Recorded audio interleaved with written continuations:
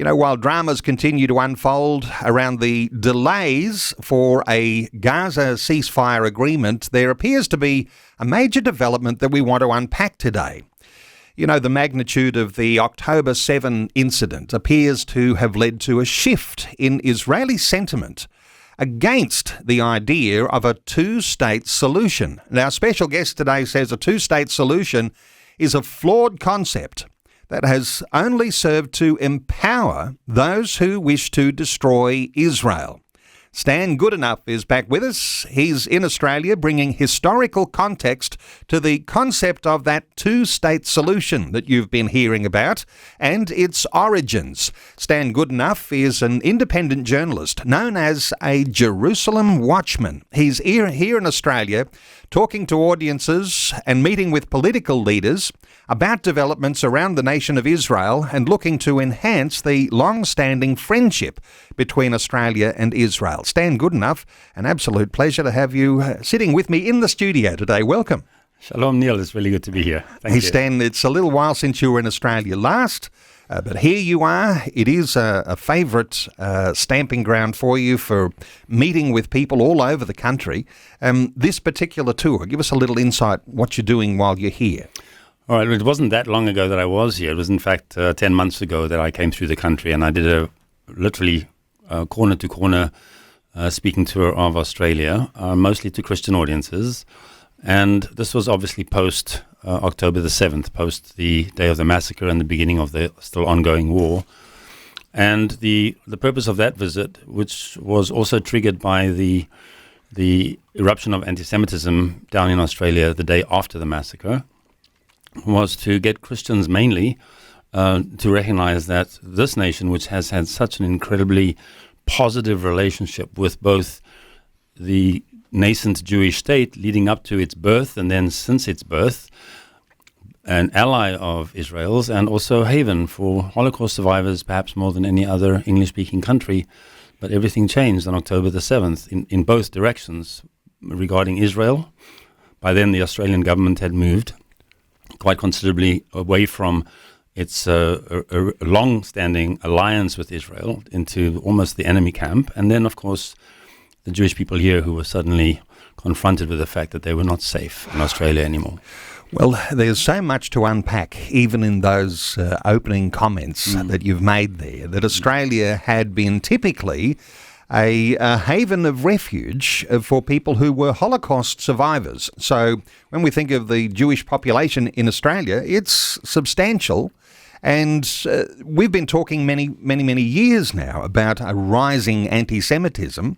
But that October 7 event, that attack, and then the subsequent rallies that were held here and a revival of anti-Semitism, you might say, in a more significant way. What are your thoughts about that October 7 attack and how that may have affected here in Australia? Maybe what was a latent anti-Semitism that was rising to the surface? Neil, when I first came to your country in 2014, there had been an IDF operation into Gaza following the kidnapping and murder of 3 Jewish boys. And on the plane down here, it was my very first visit. I was coming to your country and to New Zealand. On the plane down here, I picked up a copy of, I think, the Sydney Morning Herald they had on the plane. And I read that Jews in New Zealand, 80% of them were hiding their Jewishness immediately following Israel's entry into Gaza. This is 2014, because they were afraid of a backlash. And what we've always seen is that when Israel, the Israeli army, the Israel Defense Forces, when they move to secure Israel against threat, that ignites anti-Semitism all over the world. Now, what happened on October the 7th was a shock of such massive proportions that tipped the entire nation into trauma. But what happened the next day with the event, not just in Sydney, but also in New York and in London and others, where the police forces stood to the side and allowed mobs to rampage or to march through the streets calling death to the Jews, death to Israel, shocking the Israelis, who were looking around for some kind of response, supportive response to the horrors of the massacre, and we hadn't even got the numbers yet. We didn't even know how many had been kidnapped, and yet this is what ignited. It was like there were petrol fumes around the world, and they all just ignited. When we talk about the response, we're talking a response from authorities like our police, as to what sort of policy they might have in place to be able to deal with those sorts of things. And then we look to our political leaders to make a quick response on those things. And there's been a lot of criticism for our Australian government that they did not respond more quickly. Now, I know that you, in your latest articles, suggest that Australia's relationship with Israel has been sliding. How steep is that slide? Don't hold back here. I know you want to talk about these sorts of things, and you might be wanting to be very diplomatic, but we're all interested in what this perception is that's coming from Israel about the sliding relationship. We've always had such a strong relationship. Well, I appreciate that you give me the platform, and I'm glad that you release me, because I realize I'm talking to Aussies about the Australian position, and I'm not an Australian. So I'll put it this way, and it's shockingly simple. In 2014, when I came here, you had a Prime Minister, Tony Abbott. He had positioned Australia so firmly behind Israel. Julie Bishop, who was your foreign minister then, had taken a strong supportive stand, even with Israeli settlements in Judea and Samaria. There was no other country in the Western world that was as strongly aligned with with Israel as Australia. 10 years later, 11 years later, the Prime Minister of Israel calls your Prime Minister anti-Semitic. Israelis start seeing Australia now as an enemy, not a friend, because under the last three governments, not just the current one, but the slide which began when Tony Abbott was removed, the country has shifted from a very strong pro-Israel position. Let me just pause for a moment here, because when you say that the Israeli Prime Minister Benjamin Netanyahu actually labels our Prime Minister Anthony Albanese as anti-Semitic, now I'm not sure where all of that went under the radar here in Australian media, but that's something that you've picked up and in international media, those sorts of releases. You spend a lot of time in Israel. You monitor these things carefully. So Benjamin Netanyahu actually makes a public statement calling our Australian Prime Minister anti-Semitic. I will just hold back. He maybe didn't mention him by name, but he said the leadership of Australia is anti-Semitic, and that the Australian government was anti-Semitic by its lack of response to the anti-Semitism here, and by joining the international call, for example, for Prime Minister Netanyahu to in fact be arrested if he comes here to be taken to the International Court, Criminal Court in The Hague. So let's come back to this slide. When I say how steep is this slide, how far have we fallen from former governments to the present government? Well, that former government, the one of Tony Abbott, and this is also a reality that I was not tuned into Australia's relationship with Israel, and even the background of how Australia's national contribution to the rebirth of Israel had been so major. That was a relatively new revelation to me after 2010. And then I went and began to study and learn a bit about how Australia had been almost a midwife. And I know this is a bit of a different term, that one doesn't usually apply this to World War I, but Australia had played a midwife's job in helping to rebirth Israel, which was a dead nation, a scattered nation, that is. They had no land, and they, of course, had lost their language, and they were all over the world. Now they're coming back to the land in fulfillment of biblical prophecy. And Australia is at the point of the spear that will drive out the Ottoman Empire. As part of the British Empire, I understand that, and the New Zealanders were fully involved as well. But somehow, looking back in that history, it's as if God said Australia is going to be the spear point that pushes out this Islamic control that has been present in the land for 700 years and frees the land up so that the Jews who are beginning to come home will be able to form their state. So in that sense, Australia is even playing a midwife's role in a prophetic development, the major prophetic development of our time. A midwife role in what was the rebirth of the nation of Israel. And I know listeners, many will be familiar with the light horse and the emancipation of Beersheba. And that was creating the way forward for the recognition of a state of Israel. We're going to talk some more about some of these sorts of things, but let's talk quickly about the two-state solution, because a lot of listeners will be thinking, isn't this something that has generational validity? You've got a context in mind here. Where does all this come from, the thoughts of a two-state solution? Well, the current term was put back into circulation by George W. Bush in 2002. That's 10 full years after the Oslo Agreement was signed. The Oslo Agreement, signed between Israel and the Palestine Liberation Organizations, Yasser Arafat, was supposed to begin the process towards this two-state solution, whereby Israel would release land or pull out of territory that it was in control of and hand it over to the PLO. And the PLO on its side would stop terrorism, stop inciting violence, and change its charter, which calls for the destruction of Israel. That's the land for peace process.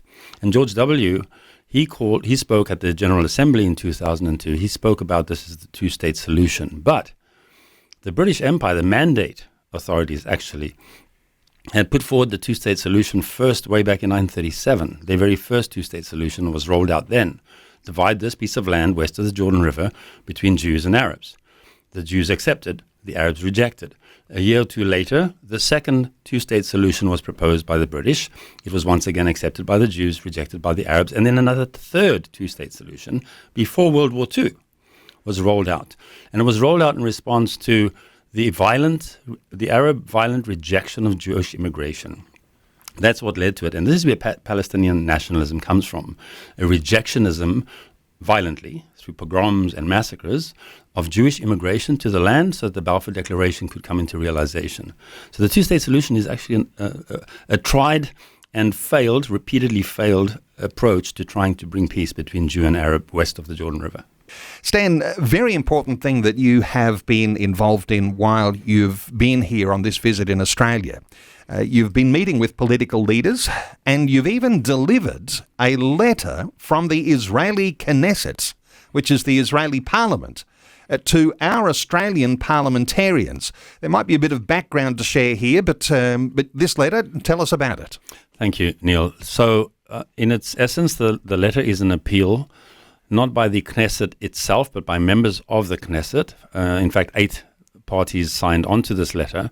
It's appealing to their partners in Australia, MPs here, to please cease and desist from all support for the two-state solution. And it spells out why. The background to this is follows a meeting I had in the Knesset with one of the parliamentarians there. His name is Ohad Tal.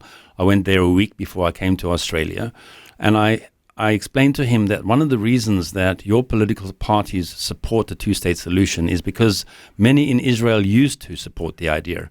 The people of Israel are desperate for peace, and they have tried everything and agreed to almost every plan put forward, especially since 1991.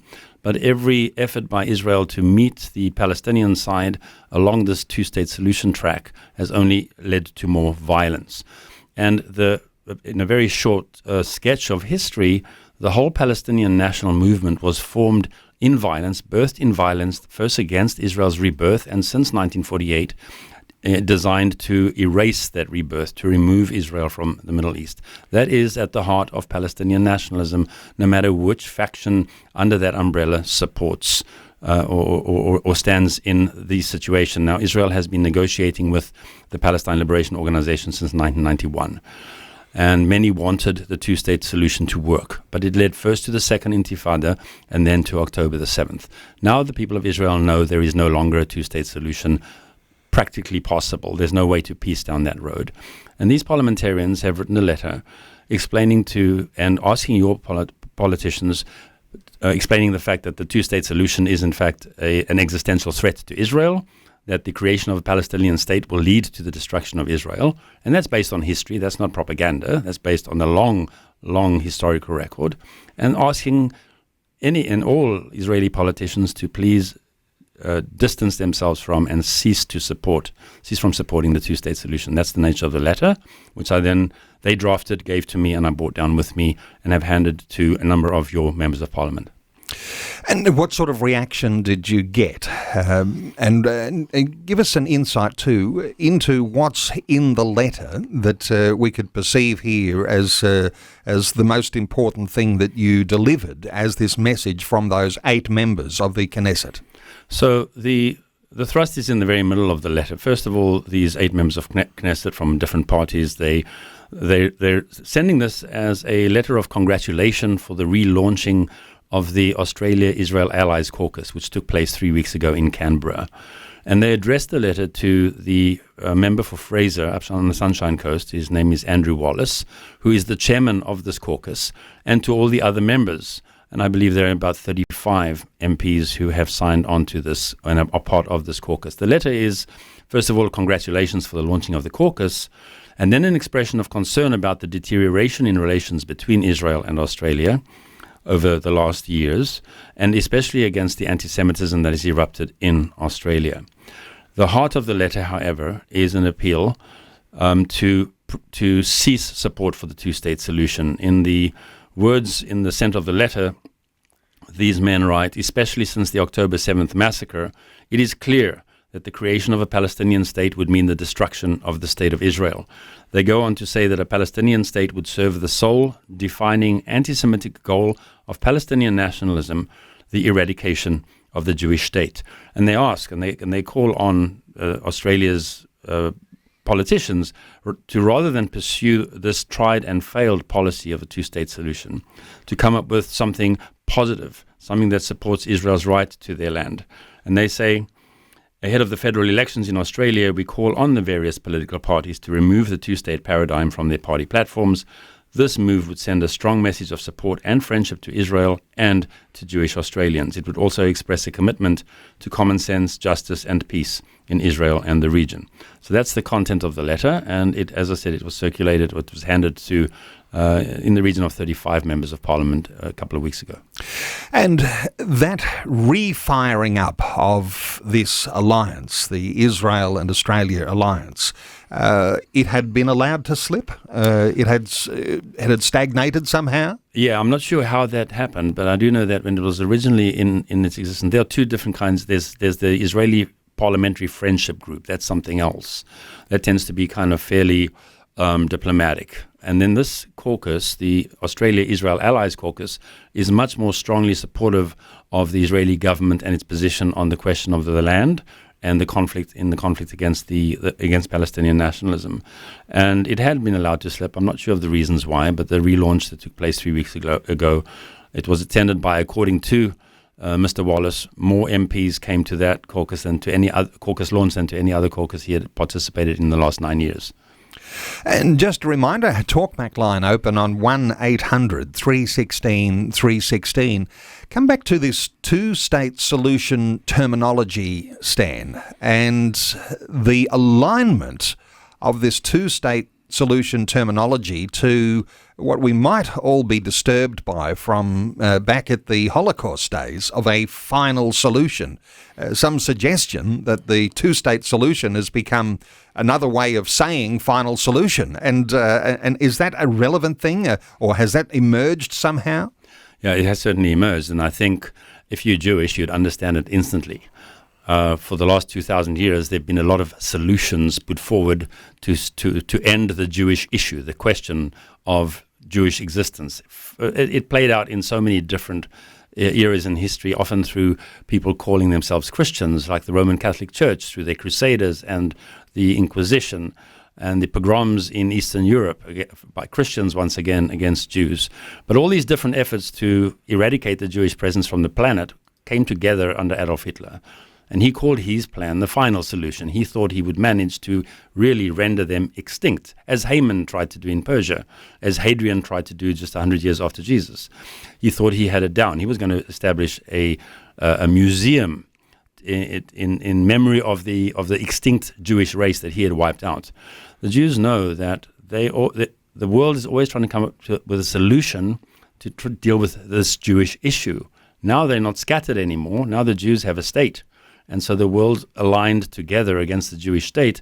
It resonates very strongly in their ears. This solution, which evidently, by all the evidence of the last 120 years of history, this solution will lead to Israel's destruction. They know that. So yes, people are saying this is another version of the two-state solution. And there's one thing on top of that, if I may. We've heard our prime ministers and presidents say for nearly 80 years, never again will we allow another Holocaust. Holocaust survivors that I've spoken to in Sydney, in Canberra, and in Melbourne, Jews in Melbourne, they believe not since October the 7th, not only that another Holocaust could happen, but in fact that one is going to happen, and that the nations of the world will let it happen, because Israel has become basically indigestible to the world, is a problem. Wow, that's worthy of pausing and reflecting on very significantly. Come back to the Palestinian Authority for a few moments here, because while we've got Hamas in Gaza, the Palestinian Authority and the historic formation of the Palestinian Liberation Organization, Yasser Arafat, and there's been a number of different morphing transformations over the years. I wonder if you've got any comment, Stan, on whether the aspirations of all of these organisations that fight on behalf of the Palestinians have changed since the original plans and aspirations of the PLO. When the PLO was launched in 1964, they drafted a charter. Their charter committed all Palestinian opposition to Israel's presence to the violent removal of Israel. Only violence, not negotiations. They would not recognize Israel. They would not talk to Israel. They had another problem, though, Neil. Nobody in the world cared about the Palestinians. There wasn't a Palestinian cause back then. And the way they got the Palestinian cause onto the international agenda was through terrorism, through hijacking airplanes and killing Israeli athletes at the Olympic Games and assassinating diplomats. And for 10, 12 years from 1970, we learned about international terrorism, which was always carried out by Palestinians, and their goal was to get the whole world on board with their cause. From its inception in pre-Israel Palestine, before 1948, the whole Palestine national movement has followed this one course. But they have changed in this way. When they got together, and Fatah was there, and so was Hamas, and so was all these different 7, 8 different organizations, they all came under the banner of what's called the Palestinian National Council. And they agreed to change the charter in this way. We will now talk to the Jews. We will talk to them, and we'll get what land we can get back through discussions. And we'll get the world on side to support the birth of our state. But when we've got as much land as we can get, and we can't get any more, we will use that land as a platform to launch our final attack against Israel and drive the Jews into the sea and liberate Palestine from the river to the sea. And that is the goal which Hamas and the Palestinian Authority. The Palestinian Authority is a misnomer. Arafat, who signed as chairman of the Palestinian Authority, the Oslo Agreement in 1993, he signed it as the chairman of the Palestine Liberation Organization.